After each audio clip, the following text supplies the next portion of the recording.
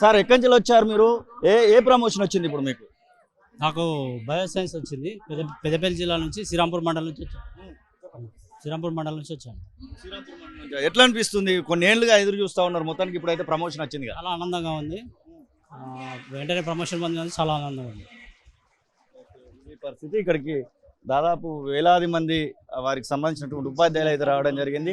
ఎక్కడి నుంచి వచ్చారు సార్? ఏ దీనికి ప్రమోషన్ వచ్చింది మీకు? నేను నాగర్ కర్నూలు జిల్లా జెడ్పీహెచ్ఎస్ రాజాపూర్ నుంచి వచ్చాను సార్. నేను హెచ్జిటి నుండి స్కూల్ అసిస్టెంట్ బయాలజీ ప్రమోషన్ వచ్చింది. నేను హెచ్జిటిలో 26 సంవత్సరాలు సర్వీస్ చేశాను సార్.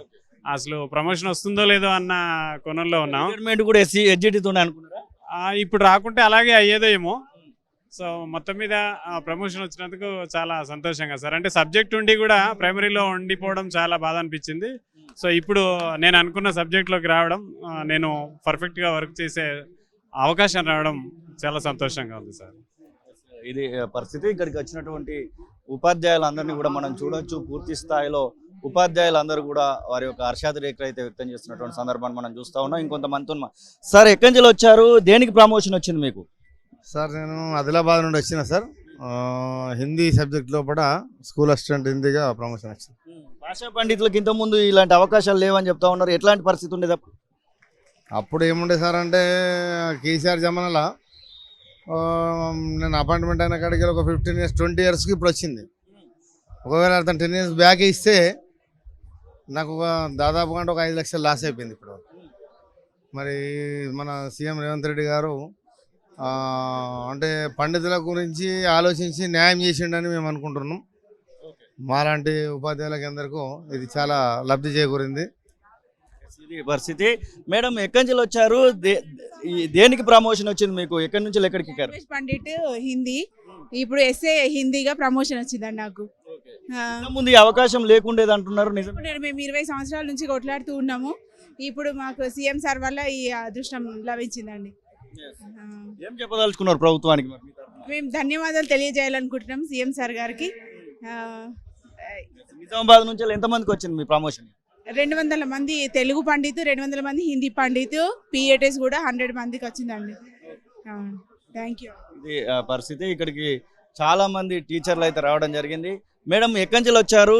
ఏ దేనికి సంబంధించినటువంటి ప్రమోషన్ వచ్చింది మీకు? ప్రమోషన్ సోషల్, ఎస్ఏ సోషల్ పైన వచ్చిందండి. తలకొండపల్లి మండల్ చంద్రాదన్ స్కూల్ జెడ్పీహెచ్ఎస్. చాలా సంవత్సరాల నుంచి వెయిట్ చేసినాము.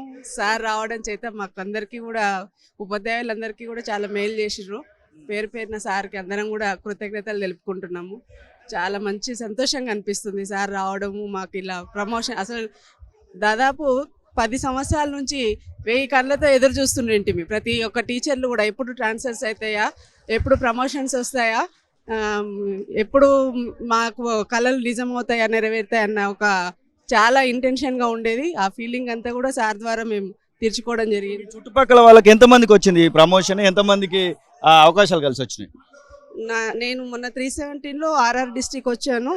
ఆర్ఆర్ డిస్ట్రిక్ట్ నుంచి దాదాపు ఒక 1000కి పైగానే చాలా మందికి ప్రమోషన్లు రావడం జరిగింది. చాలామంది కూడా జిహెచ్ఎంగా గాను, స్కూల్ అసిస్టెంట్స్గా గాను, పిఎస్హెచ్ఎంగా గాను పదోన్నతులు పొందడం జరిగింది. చాలా హ్యాపీగా ఉందండి మాకందరికీ కూడా. మీరు మేడం ఎక్కడి నుంచి వచ్చారు? ఏ సబ్జెక్ట్లో ఉన్నారు? ఎన్ని సంవత్సరాలు ఉపాధ్యాయ వృత్తిలో ఉన్నారు? నమస్కారం అండి. నేను దాదాపు 20 సంవత్సరాలుగా, గత 20 సంవత్సరాలు ఉపాధ్యాయ వృత్తిలో ఉన్నాను.